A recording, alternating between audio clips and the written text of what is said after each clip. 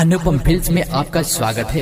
अगर आप चाहते हैं ऑडियो वीडियो सबसे पहले आपके पास पहुंचे तो लाल बटन दबाकर हमारे चैनल को सब्सक्राइब करें और बेल आइकन दबाना ना भूलें। प्रेम से बोलो दुर्गा भवानी की।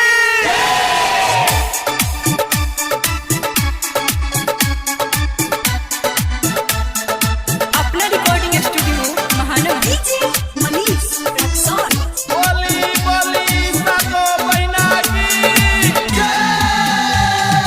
पूजा माई रउर चरणवा के दिल से भुला दे मुस्कानवा के।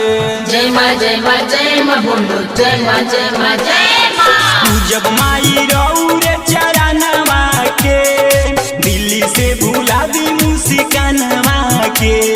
बिहार जाई कोइले बेवफाई कोइले बिया सुनाया दमनवा के। जब माई रउरे चरणवा के दिल्ली से भुला दी मुस्कानवा के। बोली बोली सको बहिना की। बोली बोली भावे वाली मैया की। गौरव नवरात नदी रहब माई साथ में अब नहीं आए कोनो लड़की के बात में। दिलावा के दुख दर्द दिहा तू मिटाई बेटावा के माफ कर दे हो दुर्गा माई। काम लैके माई कोनो धनवा के कहिले बात सारा मनवा के। जब माई रउर चरणवा के दिल से भुला दी मुस्कानवा के। बोली बोली भावे वाली मैया की।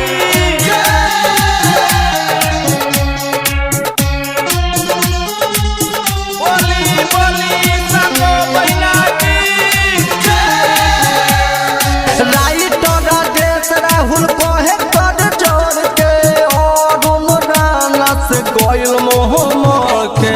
भगवती के शक्ति देके जिंदगी बचा दो डूबत मोरा नैया के पार लगा दो। उपेंद्र राशि का ना सोहे तनावा के देखै तू चमत्कार जमानवा के।